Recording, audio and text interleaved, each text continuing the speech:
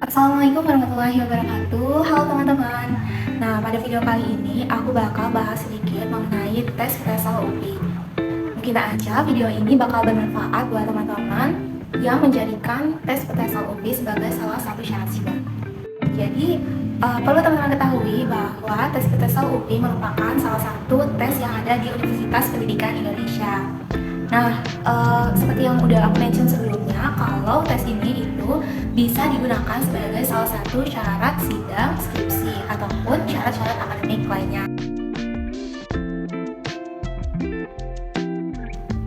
Nah, setelah akun teman-teman terverifikasi, teman-teman bisa langsung melihat dan pilih jadwal. Dan biasanya jadwal ini hanya muncul H-1, jadi pastikan teman-teman itu sudah siap untuk melakukan tes sebelum membuat jadwal ya. Karena ketika sudah pembayaran itu teman-teman nggak bisa minta refund ke balai bahasanya. Nah, untuk biayanya sendiri itu sebesar Rp80.000 untuk mahasiswa UI dan Rp150.000 untuk umum, dan ini bisa aja sewaktu-waktu berubah. Oke, untuk sesinya sendiri ada 2 sesi, yaitu pada pukul 9 pagi dan pukul 13 atau pukul 1 siang. Nah, terdapat 2 laboratorium yang bisa kita pilih, ada laboratorium 1 dan laboratorium 2. Gitu. Nah, sedikit tips yang mungkin bisa berguna kalau misalnya teman-teman ngerasa terus kehabisan jadwal.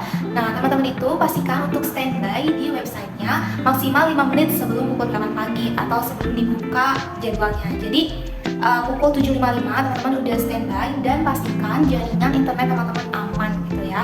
Nah, pada pukul 8 tepat gitu, teman-teman langsung refresh dan di sebelahnya bakal muncul kotak warna biru untuk memilih jadwal tersebut gitu ya. Kemudian teman-teman bakal diarahkan kepada payment.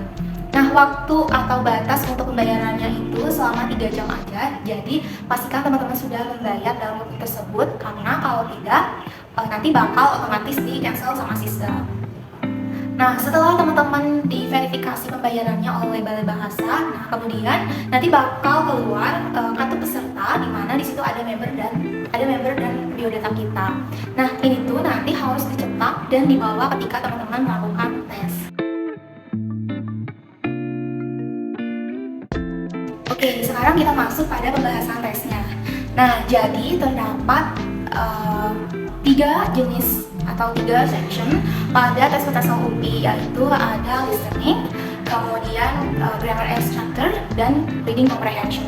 Nah, ketiganya ini harus teman-teman kerjakan secara berurutan, jadi nggak bisa ngacak mau pilih yang mana dulu. Oke, buat yang pertama itu ada listening. Nah, pada soal listening itu kalian bakal dikasih sebanyak 50 soal, dan ini terdiri dari 2, yaitu ada short conversation dan juga long conversation. Nah, pada kesempatan tersebut kalian bakal mendapatkan kesempatan untuk mendengarkan 1 kali percakapannya, jadi 1 kali aja ya. So pastiin kalau teman-teman ngedengerin percakapan tersebut dengan baik. Nah, sebelumnya juga kalian bakal dikasih kesempatan buat mastiin kalau earphone-nya itu clear dan gak ada masalah. Oke, setelah selesai dari audio tersebut menyampaikan pertanyaannya, teman-teman bakal dikasih waktu 12 detik aja buat ngejawab pertanyaan tersebut.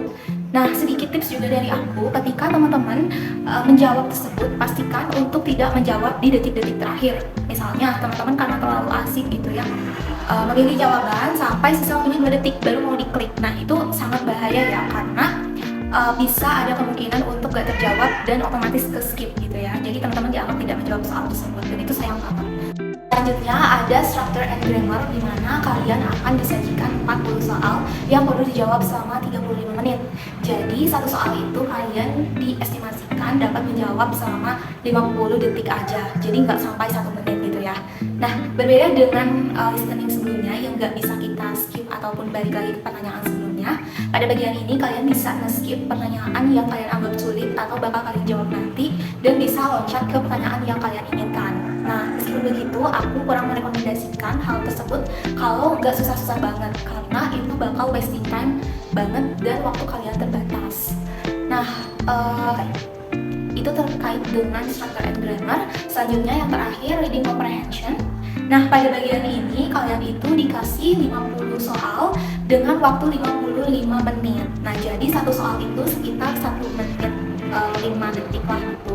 Meskipun demikian, kalian jangan dulu merasa tenang karena bacanya itu panjang-panjang. Jadi teman-teman perlu trik untuk membaca cepat dan tepat gitu ya, karena banyak banget channel yang menyediakan tips tersebut gitu. Nah, sama seperti structure and grammar, jadi pada bagian ini juga kalian bisa nge-skip pertanyaan yang kalian anggap sulit dan bisa loncat ke pertanyaan-pertanyaan yang pengen kalian jawab terlebih dahulu.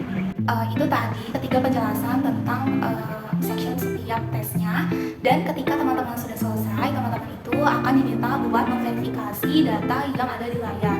Apakah biodata kalian sudah betul atau belum, karena biodata tersebut yang akan nanti muncul di hasil tes ponsel kalian.